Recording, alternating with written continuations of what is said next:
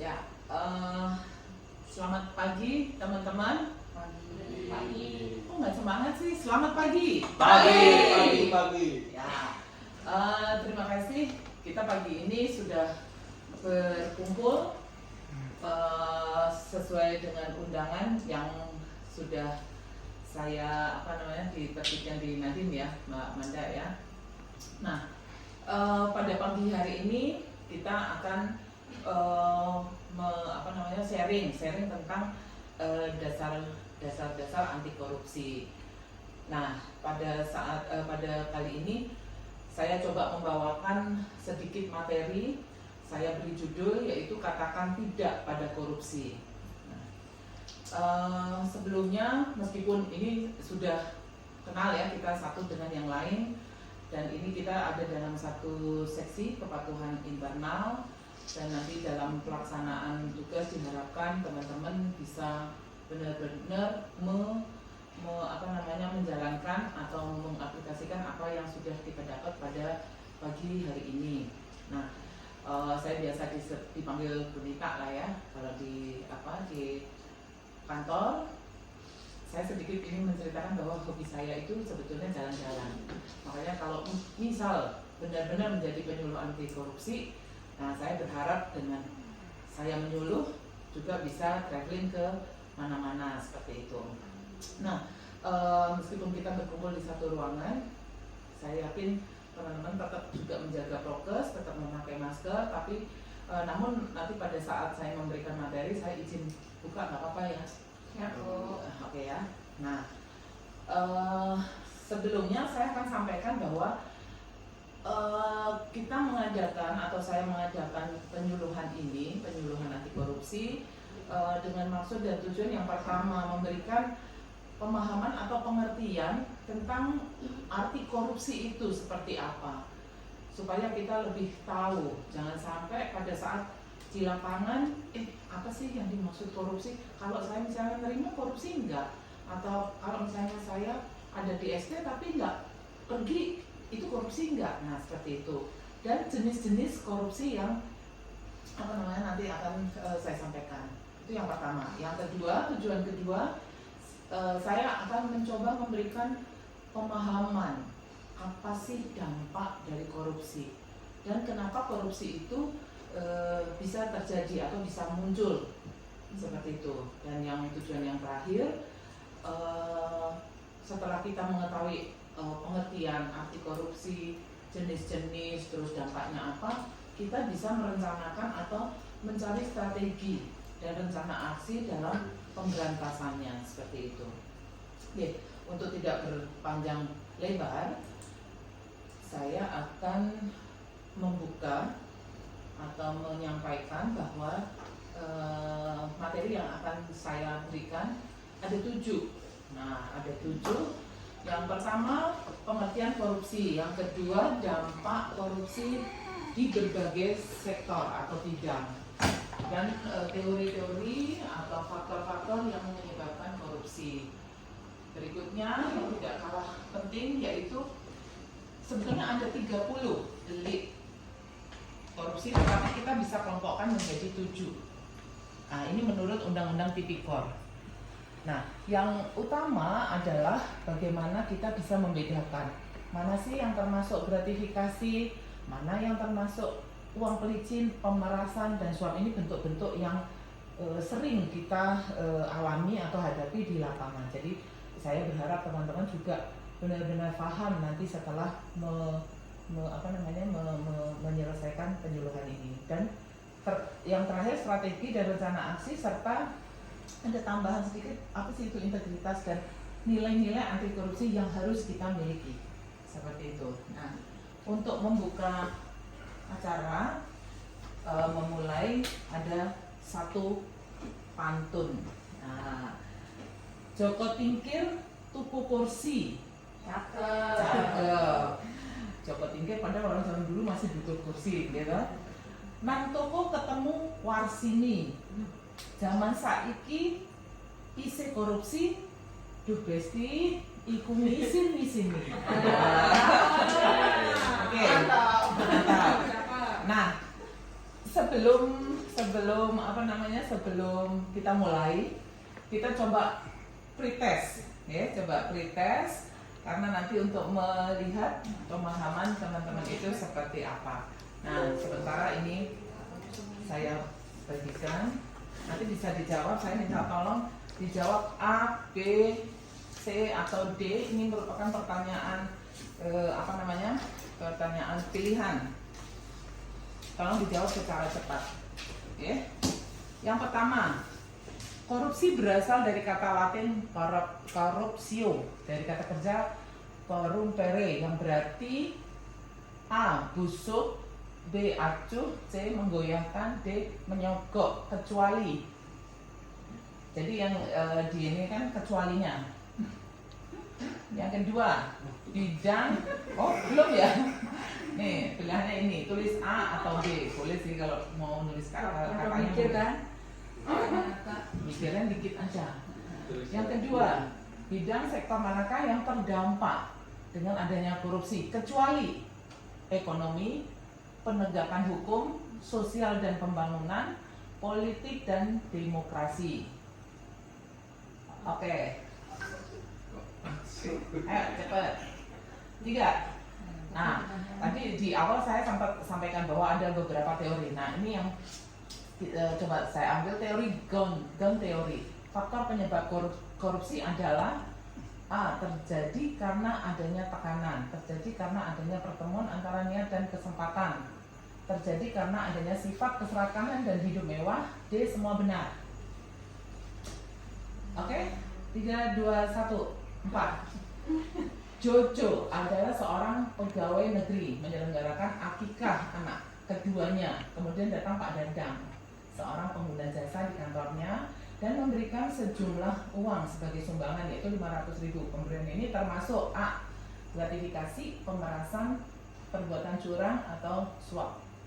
3, 2, 1. 5.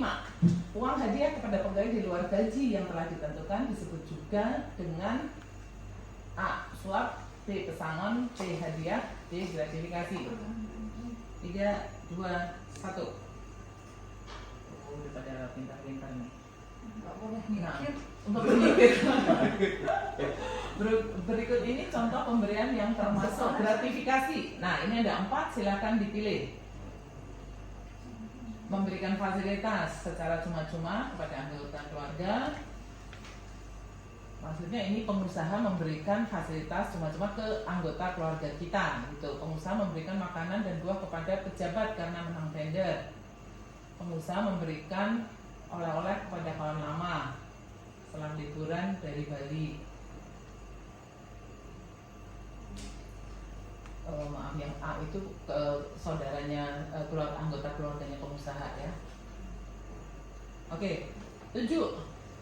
Tindakan pemberian uang atau menerima uang dan seterusnya. Ini ada 4 pilihan, A, B, C, D. 3, 2, 1. Ya. 8. Berikut ini termasuk nilai-nilai anti korupsi, kecuali bahagia, jujur, peduli, tanggung jawab.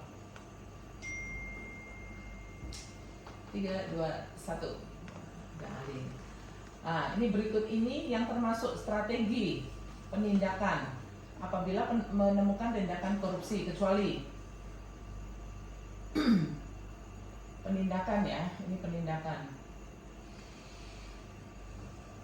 3, 2, 1. Oh, panjang-panjang ya, Bu.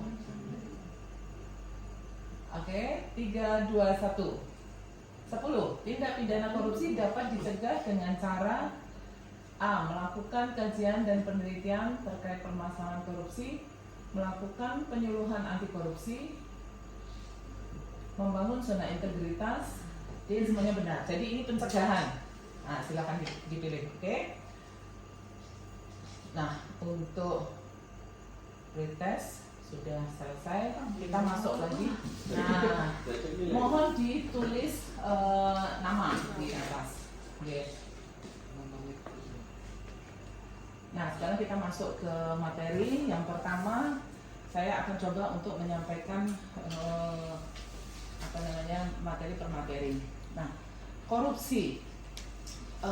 Kita tahu bahwa korupsi itu ada banyak pengertian. Nah, di sini saya ambil hanya berapa nih? Ada 4. Korupsi tadi ada di pretest, korupsio berasal dari kata Latin, bahasa Latin korupsio. Artinya busuk, rusak, menggoyahkan, mempertaruhkan sesuatu yang jelek gitu ya.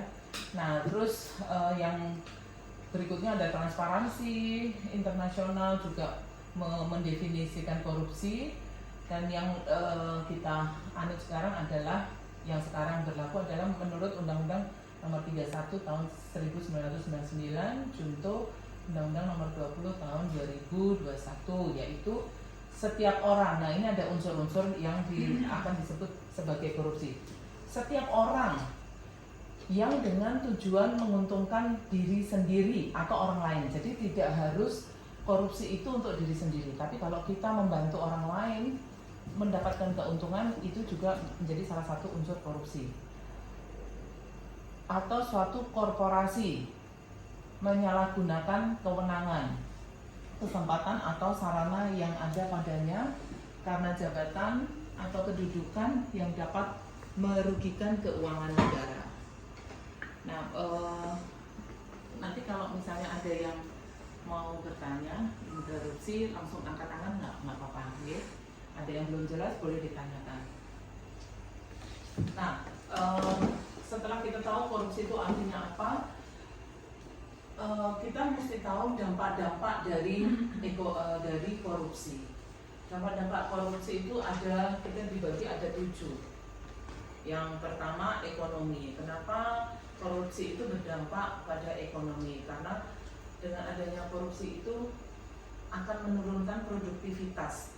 Produktivitas apa? Produktivitas ekonomi di Indonesia atau nasional. Terus lesunya pertumbuhan ekonomi dan investasi, terus APBN, APBD itu tidak bisa terserap dengan baik, tetapi hanya menguap begitu saja dan meningkatkan kesenjangan pendapatan. Itu contoh-contohnya seperti itu.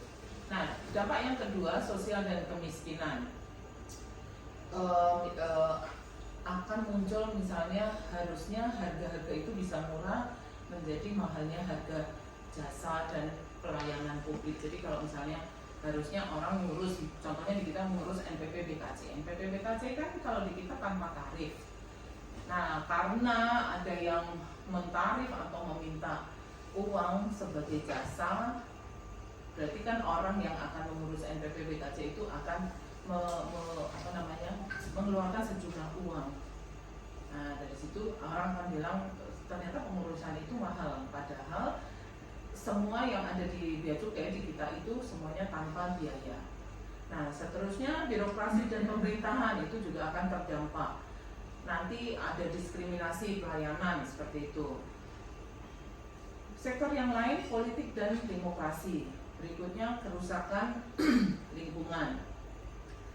Banjir yang kita pernah lihat di TV atau mendengarkan di radio itu di Jakarta, misalnya di Jakarta itu ada unsur ada korupsi. Jadi harusnya bisa membuat uang misalnya 10M bisa menjadi jembatan atau dam 10, tapi karena korupsi hanya bisa bikin 2, misalnya seperti itu. Nanti akan terjadi kerusakan lingkungan.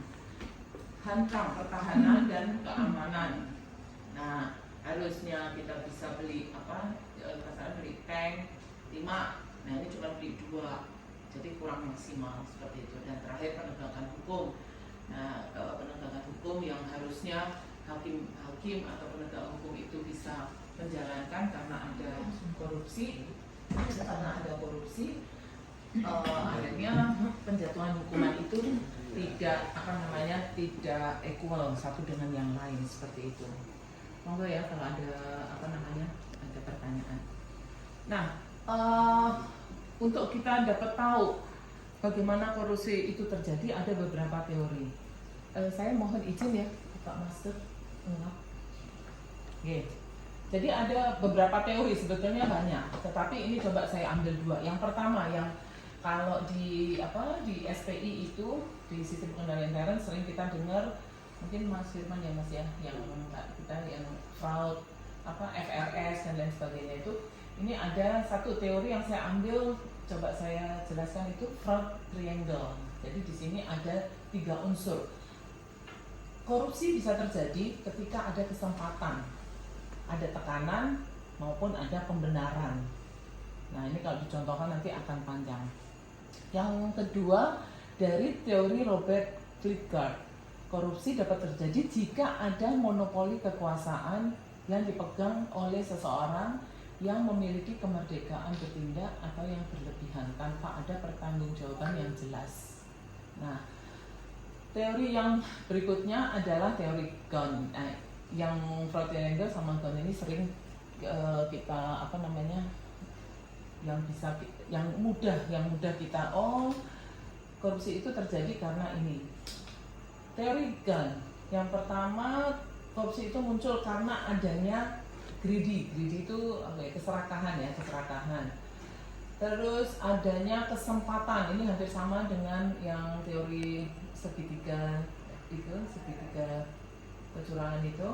Terus adanya kebutuhan, exposure atau pengungkapan atau tekanan.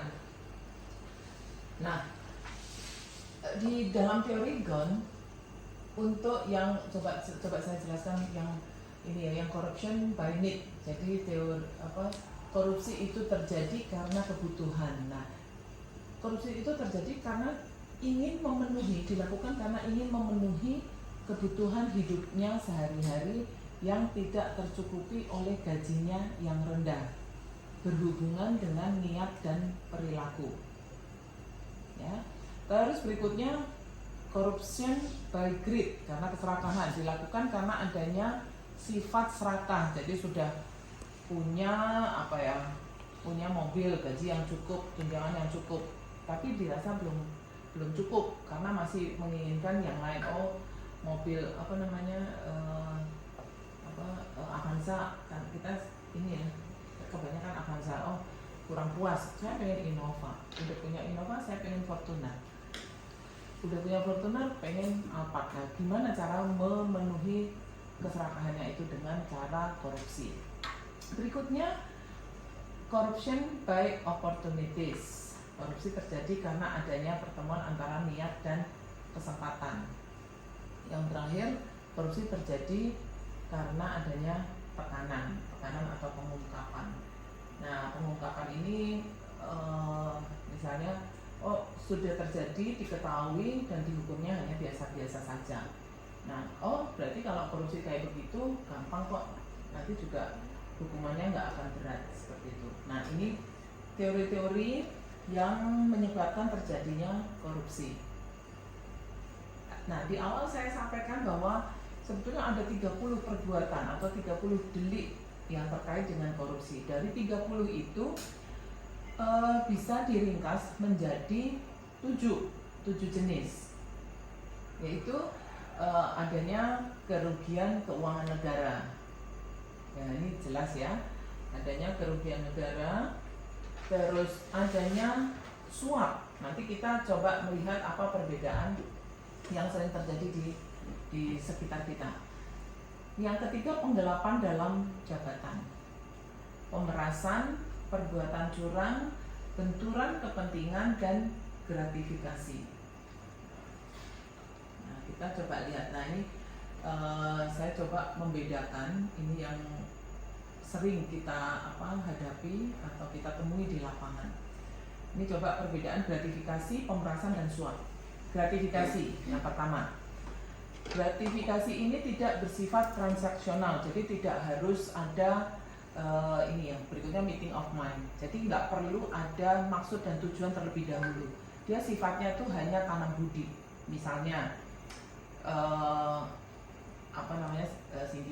Cynthia pergi ke perusahaan, dia sudah melaksanakan pekerjaan dengan baik.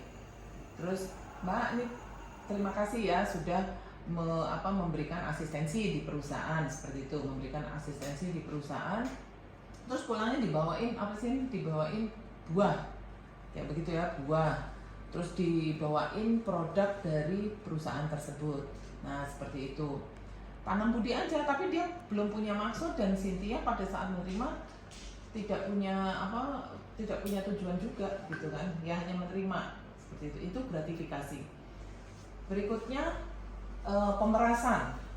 Nah kalau pemerasan ini sudah sifatnya transaksional, sifatnya memaksa, dan datangnya dari yang menerima, atau paksaan itu idenya biasanya dari ASN, pemerasan, dan sifatnya atau dia akan menggunakan kewenangannya untuk memaksa perusahaan atau yang nanti kita layani. Nah ini ada contohnya. ASN meminta sejumlah uang kepada supplier agar tender pengadaannya diberikan. Nah, nanti kalau saat kita PKPT atau PPI ya di bagian umum misalnya seperti itu, kita melihat nggak ada kecenderungan supplier kok ini ternyata diselidiki padahal barangnya mahal seperti itu. Nah ada nggak unsur-unsur pemerasan bahwa supaya dia menginginkan sejumlah uang. Kayak pungli. Kenapa? Kayak pungli. Iya, kayak pungli. Pungli termasuk pemerasan. Pungli misalnya di mana sih? Di Papua. Iya di pasar. Preman. Iya, preman itu termasuk. Kalau menurut Mas Halil gimana Mas? Kalau pungli itu pemerasan nggak? Ya, pemerasan yang halus. Pemerasan yang halus berarti ada pemerasan yang kasar gitu ya. Kasar dan halus itu dibedakan jumlah atau cara atau apa? Kalau menurut saya lebih ke caranya. Lebih ke cara ya. Halus dan kasar itu cara. Ya. Kalau misalnya itu gimana? Misalnya kayak saya ke Samsat, Ke gesek Samsat. mesin, Heeh. gesek mesin. Terus habis gesek mesin itu petugasnya nggak minta sih, cuma bilang seikhlasnya aja Mbak. Itu masuknya suap, gratifikasi atau kalau pemerasan kayaknya enggak ya, Pak pemerasan maksa ya. Nah itu masuknya suap atau gratifikasi? Gratifikasi enggak, itu masuknya ke pemerasan sebetulnya. Pemerasan yang halus. Pungli.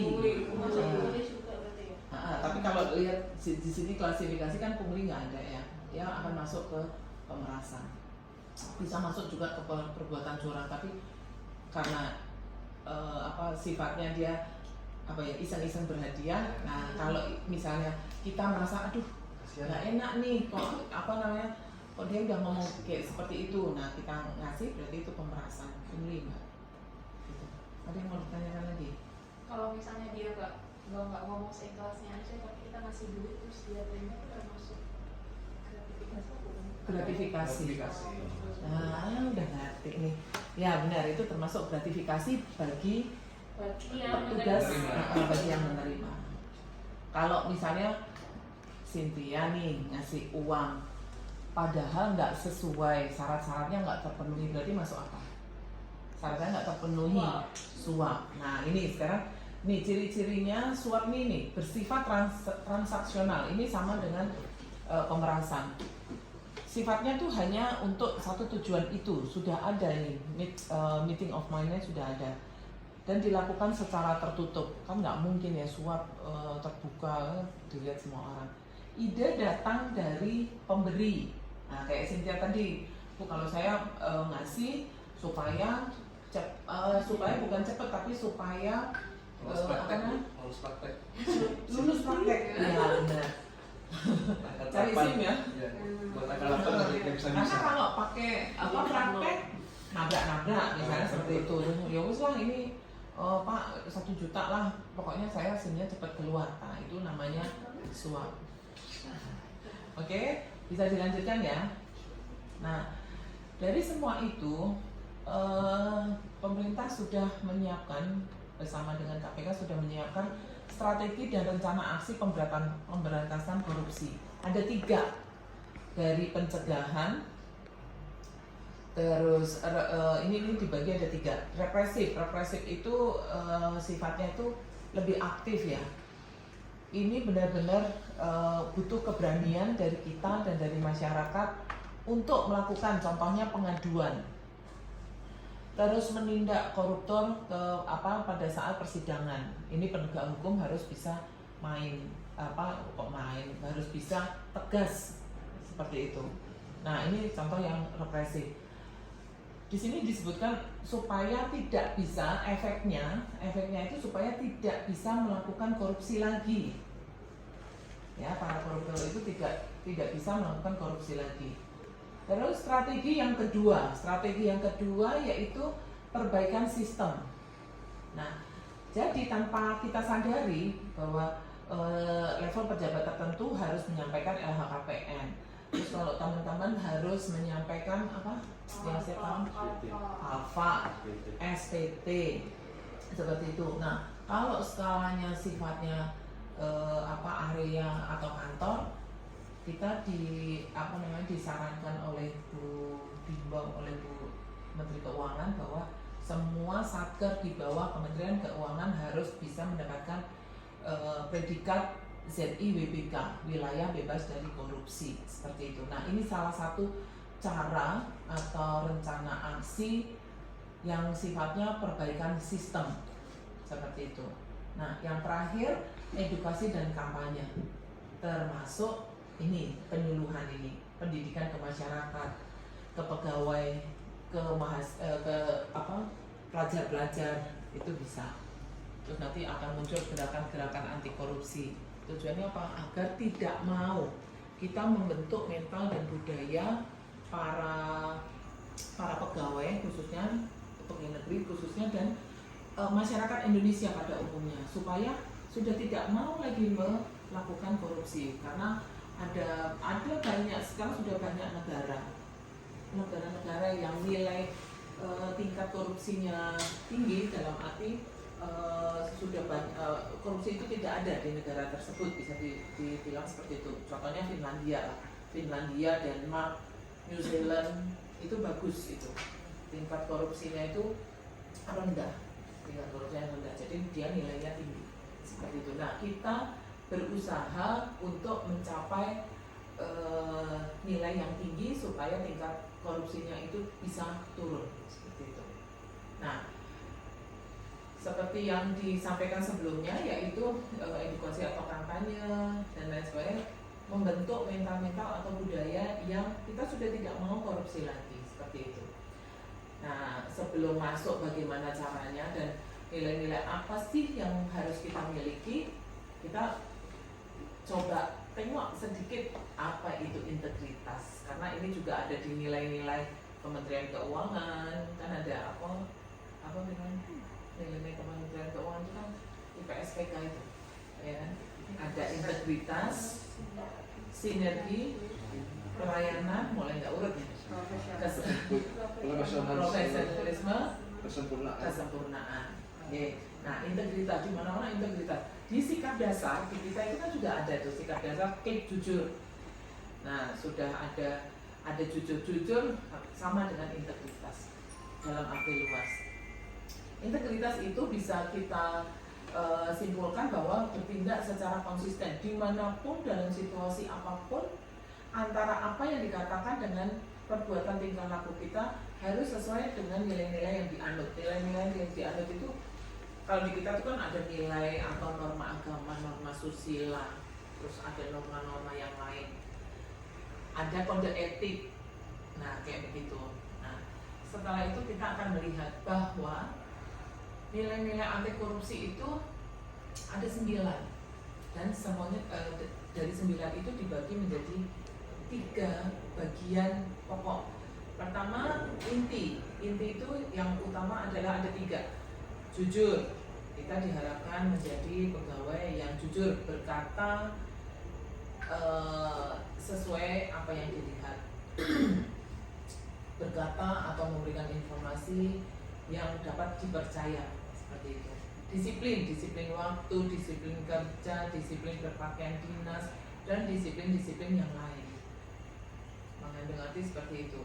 Berikutnya di kelompok inti adalah tanggung jawab. Tanggung jawab kita diharapkan dapat mengerjakan tugas sesuai dengan sesuai dengan ketentuan yang berlaku dan mengerjakannya sampai dengan tuntas, nggak setengah-setengah. Nah, berikutnya kelompok kedua yaitu etos kerja. Etos kerja itu kita harus bisa bekerja keras, sederhana dalam kehidupan sehari-hari, dan mandiri. Mandiri ini mencakup pengertian bahwa kita itu harus mampu melayani dengan dengan pengetahuan yang kita punya. Jangan sampai datang ke kantor tapi ketika akan memberikan pelayanan nggak ngerti ini ketentuannya yang mana ya, kita nggak mau belajar seperti itu. Nah, sikap kita harus adil, berani, dan peduli. Adil, tidak membeda-bedakan, tidak ada diskriminasi pada saat kita memberikan pelayanan maupun kepada teman. Berani menyampaikan apa yang benar dan apa yang salah. Berani mengutarakan pendapat, berani melakukan atau menegur sesama itu yang misalnya Firman ke Mbak Ida ke Mas Halil ke Amanda seperti itu. Bahkan ke atasan langsung, ketika atasan langsung melakukan kesalahan atau melakukan kegiatan atau tindakan yang tidak sesuai dengan ketentuan yang berlaku ataupun norma-norma seperti itu. Dan peduli itu ada unsur empati. Nah, seperti itu. Sepertinya selesai. Nah, yang terakhir yang ingin saya sampaikan adalah integritas itu di sini oleh C.S. Lewis. Itu integrity is doing the right thing even when no one is watching. Jadi kita akan melakukan hal-hal yang baik meskipun tidak ada orang lain yang memperhatikan. Tadi yang definisi dari integritas Kementerian Keuangan. Jadi konsisten, kita itu konsisten. Orang jangan sampai kita melakukan hal-hal baik ketika ada teman-temannya, ada atasannya, tapi begitu atasannya nggak melihat, nggak apa-apa lah ya, LM terus masuk. Nanti masuk lambat juga atasan nggak ngerti kok seperti itu. Terus atau memakai uang nggak apa-apa, ini nggak dilihat, nggak dipantau seperti itu. Nah, sekian materi singkat. Mungkin ada yang mau ditanyakan atau kita diskusi seperti itu. Waktunya dua pertanyaan deh, gitu. Oh, dikit ya? Tiga. Kalau enggak satu-satu boleh, tapi satu orang satu pertanyaan. Monggo, siapa mau ini? Kalau misalnya nih, Mbak Manda. Iya. Oke. Kan bukan amannya. Ada siapa? Denada. Oh, Dinada. Yang agak kenceng, Mbak. Kalau misalnya kita lagi jalanin tugas ibu, terus ada pihak perusahaan itu ngasih uang ke kita. Saya nggak mau, tapi teman saya terima. Itu kita harus ngapain? Oke. Coba ya saya ulang, siapa tahu saya sangat kemudian. Jadi kalau ada satu tim pergi ke perusahaan. Nah, itu satu tim misalnya 3 orang. Perusahaan ngasih amplop gitu ya, ngasih amplop. Terus Mbak Manda lihat, yang lain terima, kamu terima atau terus dikasih ke temennya atau langsung menolak saat itu? Bilang Pak, saya nggak mau. Saya nggak mau, tapi yang lain terima dan pulang. Nah, yang harus terus Mbak Manda tanya apa yang harus saya lakukan. Nah, ini perlunya kita, tadi di awal saya sampaikan salah satu tujuan dari kita kumpul bersama pegawai yang berdinas di seksi KI untuk memberikan penguatan juga ya, bahwa hal semacam itu ialah yang namanya gratifikasi. Itu gratifikasi. Dan yang harus kita lakukan adalah menegur teman. Kenapa kamu terima? Dan menghimbau untuk menyerahkan atau melaporkan kepada UPG. Kan kita punya, Mbak, ya kan? Kita punya UPG, lapor ke UPG. Kalau bisa ada 2 jalan, ke UPG atau ke GOL. Karena mungkin kalau misalnya temannya itu jawab nggak enak, masa dikasih nggak diterima, nanti dikira kita orang gimana, munafik atau apa. Terus Mbak sampaikan bahwa memang itu sudah diatur bahwa itu masuknya gratifikasi dan harus dilaporkan. Itu bertentangan dengan jabatan dan itu ada hubungannya dengan jabatan kita. Sekarang gini deh, tesnya berani nggak kita kalau seandainya uang itu ditransfer? Pasti pada nggak mau. Tesnya seperti itu, satu. Terus yang kedua, kalau kita bukan pegawai bea cukai dan tidak datang ke perusahaan, kita dikasih nggak uang itu? Enggak, karena memang itu ada hubungan dengan jabatan kita. Jadi paham ya Mbak ya, yang harus kita lakukan pertama menegur, menghimbau, menegur orang tersebut bahwa berikan pengertian bahwa itu termasuk gratifikasi. Yang berikutnya adalah menghimbau teman tersebut untuk melaporkan ke UPG atau ke GOI seperti itu. Bagaimana kalau misalnya ngeyel Bu, nggak mau, ada loh. Nah, Mbak Wanda bisa laporkan ke kepala seksinya, ke atasannya. Nanti atasannya yang melakukan tindakan seperti itu. Oke Mbak? Ini ya, pokoknya kalau orang-orang baik sudah nggak mau ngomong, nggak mau melakukan menegur, ya udah korupsi ini juga akan terus terjadi, nggak akan berhenti. Jadi harus dimulai dari kita. Siapa lagi yang mau tanya Mas Halim? Ya, Bu Tati. Kalau ada yang misal punya hajat gitu ya, terus disumbang, ada batas maksimal angkanya atau gimana Bu? Misalnya dari pengguna jasa, padahal sebenarnya nggak diundang. Nggak diundang? Misal tidak masuk dalam undangan, cuma pengguna jasa nih nggak tahu tiba-tiba ngirimin paket gitu, apa ini dihitung besarannya atau gimana gitu? Berupa barang Pak, berupa barang, makanan atau uang. Barang atau makanan? Nah, kalau makanan bisa kita salurkan ke bisa kita salurkan ke panti asuhan. Dia nggak masuk ke undangan kan? Dia nggak masuk ke undangan. Terus kalau barang, Mbak lihat itu kira-kira nominalnya berapa? Kan kita bisa taksir ya, bisa kira-kira harganya berapa. Nah, karena Mbak merasa nggak undang atau apa, laporkan Mbak ke UPG. Iya, kalau uang ada batasannya sih. Di PMK berapa itu yang gratifikasi itu? 1 juta. 1 juta. Ya, 1 juta per pembeli ya. Tapi kan itu dalam hal diundang loh Bu. Iya. Kalau nggak diundang, Kalau nggak diundang laporkan aja ke UPG. tapi kalau Diundang nggak masalah, tapi ada batasnya. Jadi memang itu benar-benar kejujuran kita pada saat melaporkan. Ya memang UPG atau KPK itu kan nggak tahu dia nyumbang, apalagi kalau bentuknya cash nggak tahu. Tapi kitanya sendiri yang harus itu tadi nilai-nilai anti korupsi. Kalau kita jujur, ya kita akan statekan atau laporkan.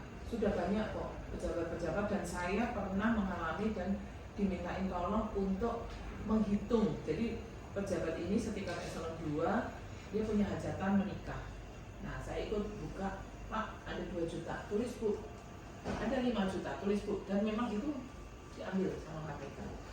Harus disetorkan ke kas negara. Tapi kalau di bawah 1 juta, misalnya Bu kalau misalnya 1,5 gimana? Ya satunya masuk, 500-nya dikasih. Jadi selisihnya 5 juta, yang 1 juta bisa ke penerima, 4 juta setor ke kas negara. Itu di bawah 1 juta kan boleh langsung masuk ke kita ya. Tapi kita laporkan nanti yang menentukan KPK.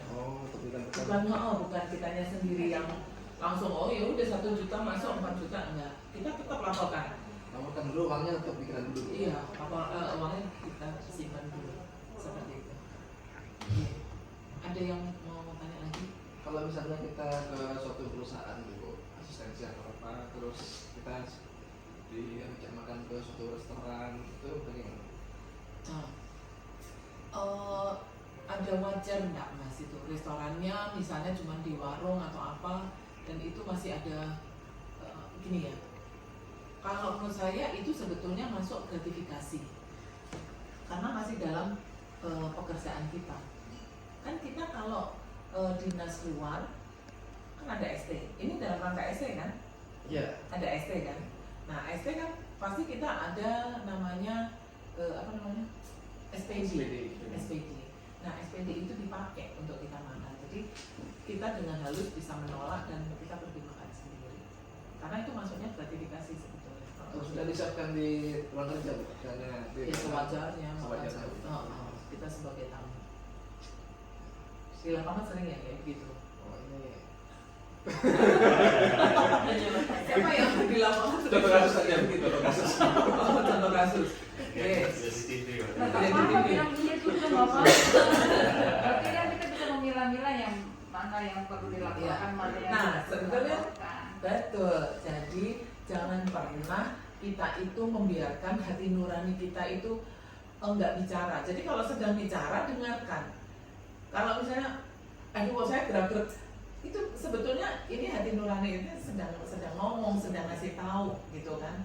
Makanya salah satu saya percaya itu dan saya terus mencoba di nilai-nilai anti korupsi itu ada kejujuran, itu yang utama disebut, yang pertama kali disebut.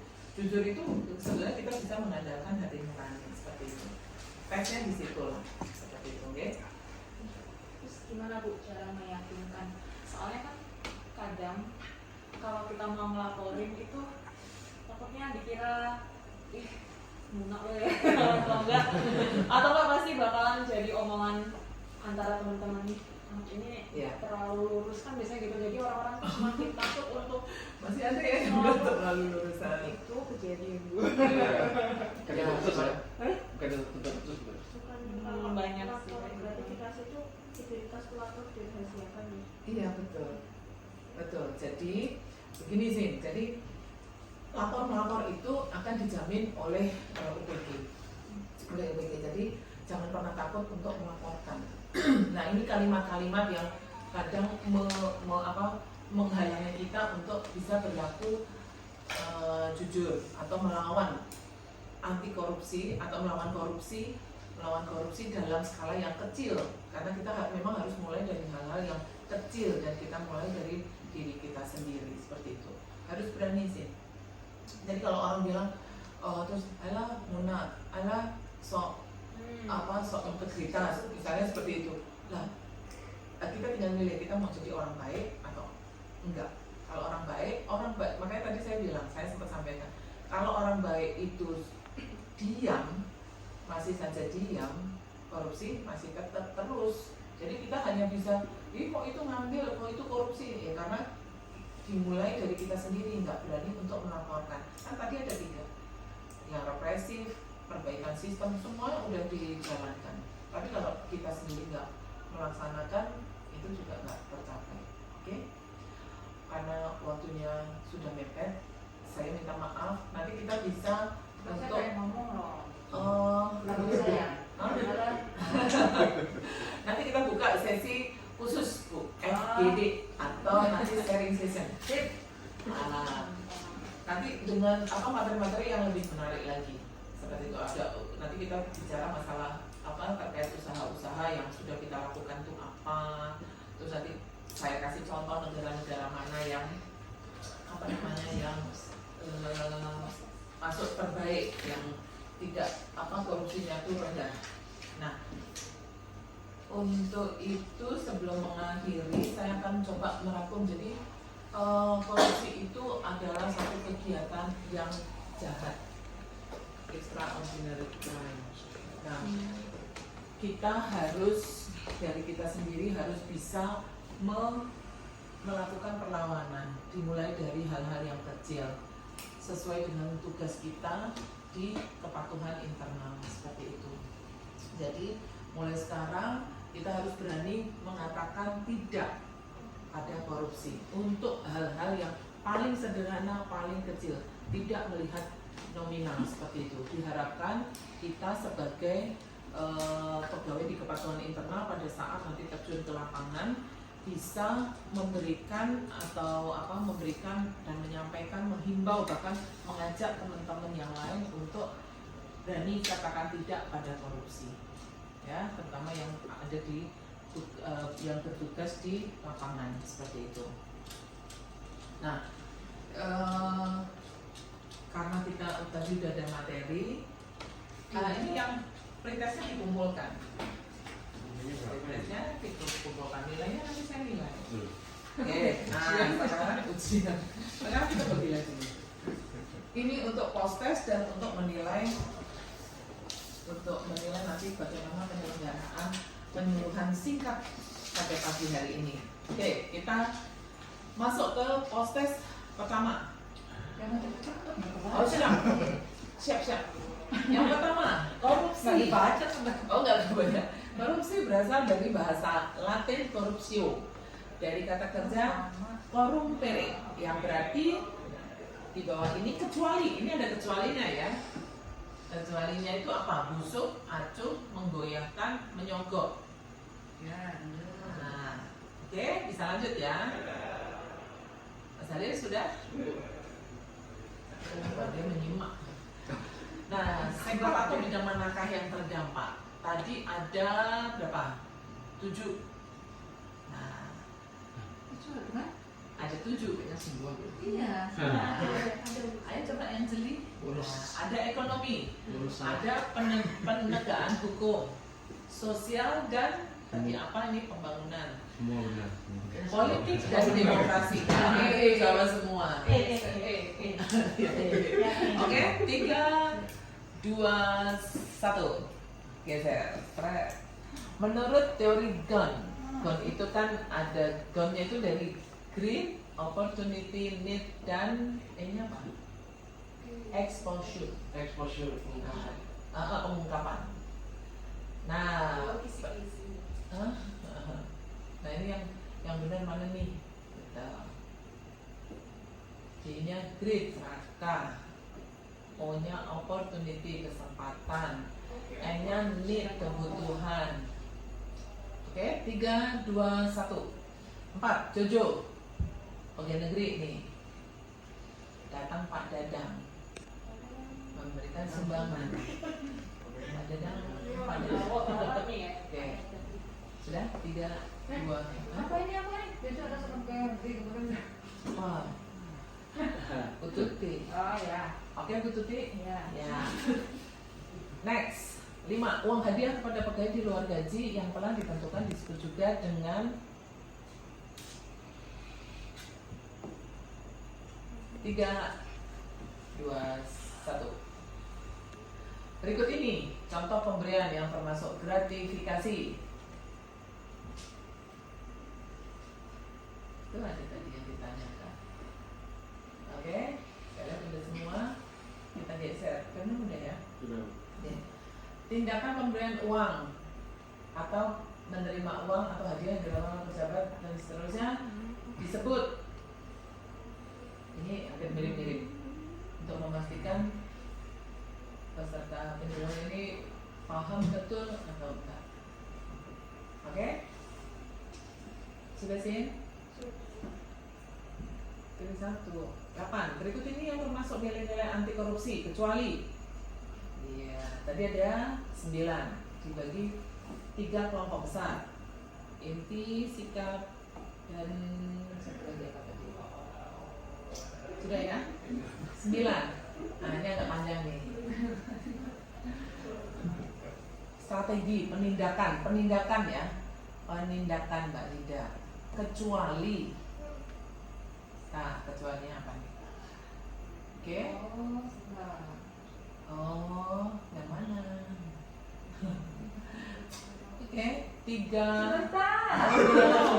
Oke, 3, 2, 1. Ya, ini yang terakhir. Tindak pidana korupsi dapat dicegah dengan cara pencegahan. Nah, ingat kata-kata pencegahan.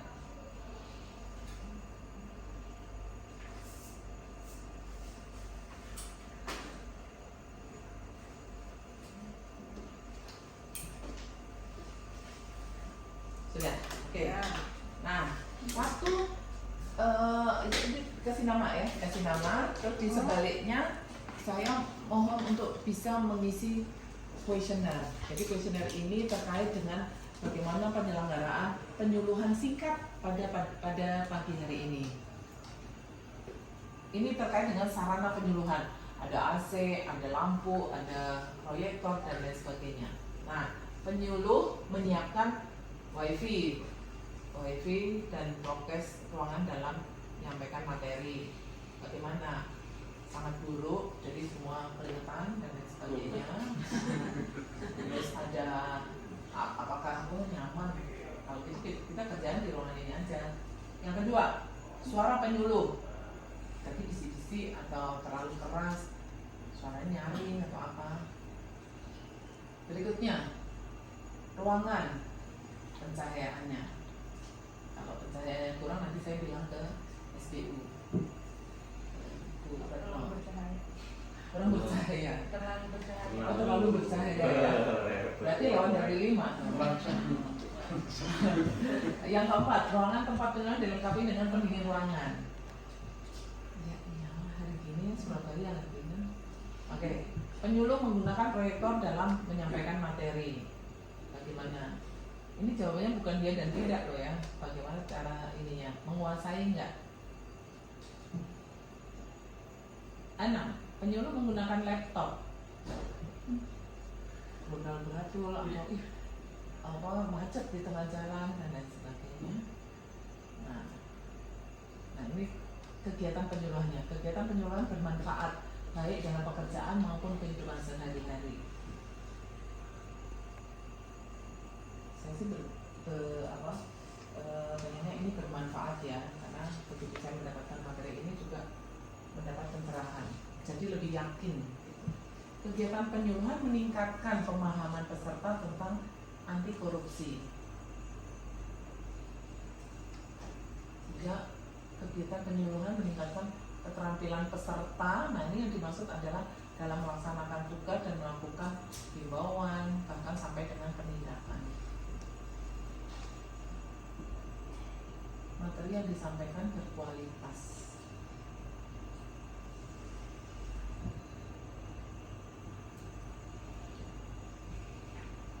Metode penyampaian menarik dan dapat dipahami.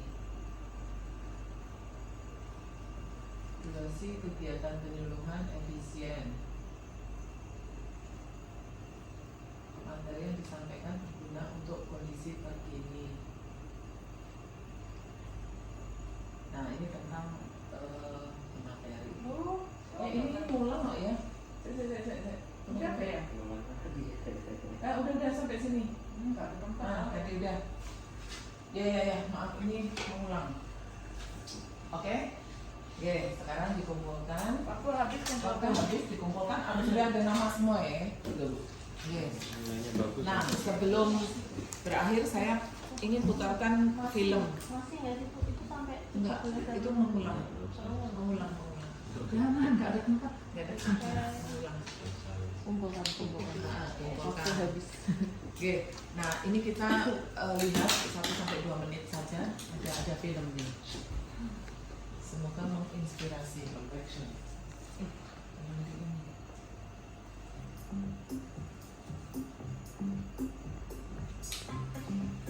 Dika, bantuin Mama dong. Oh, bantu apa, Mah? Mama lagi pengen bikin kue dan butuh beberapa bahan. Kamu tolong ke warung Bu Neng dan belikan ya. Ini uang dan daftar belanjanya. Tolong ya sayang. Siap, Mah. Dika berangkat dulu ya. Permisi, Bu Neng. Mau belanja, Bu? Dika, mau belanja apa, Nak? Ini, Bu, daftar belanja dari Mama. Wah, Mama kamu mau bikin kue ya? Sebentar ya, Dik. Ibu ambil dulu bahan-bahannya. Ini ya belanjaan kamu. Semua yang ada di daftar. Harganya jadi 60.000. Baik, Bu. Ini uangnya. Oke. Uangnya 100.000. Jadi kembaliannya 40.000. Ini uangnya ya, Dika. Terima kasih, Bu Neng. Iya, sama-sama ya. Salam buat Mama ya. Siap, Bu Neng. Nanti Dika sampaikan. Wah, kembaliannya banyak juga ya. Kalau aku ambil sedikit, mungkin gak apa-apa. Asal gak ketahuan Mama. Lumayan kan buat jajan. Ma, ini belanjanya. Semuanya 80.000. Jadi ini kembaliannya 80.000. Terima kasih ya Dika. Anak Mama memang hebat. Selalu siap membantu Mama kapanpun. Iya Mas, sama-sama. Duh, perasaan aku jadi nggak enak. Merasa bersalah banget deh. Udah maju terus sama Mama. Coba berkata Tapi yang tetap benar. dipuji sebagai anak baik. Gimana ya? Mama, maafin Dika ya, Ma. Dika tadi bohong. Kembaliannya seharusnya 40.000, Ma. Bukan 20.000. Loh, jadi kamu tadi hampir korupsi 20.000 ya? Iya, Ma. Dika minta maaf sudah nggak jujur ya, Ma. Ya udah, iya mama maafin Dika. Yang penting Dika tahu, berbohong atau mengambil yang bukan hak kita adalah perbuatan yang tidak terpuji. Sifat jujur itu harus dipupuk sejak usia sedini mungkin. Sehingga pada saat dewasa nanti menjadi pribadi yang amanah dalam mengemban tugas dan tidak mudah tergoda untuk melakukan tindakan yang tidak terpuji. Iya, Ma. Dika janji gak akan mengulangi lagi. Dan akan selalu jujur. Nah, gitu dong anak mama. Generasi tanpa korupsi, generasi cerdas berkarakter.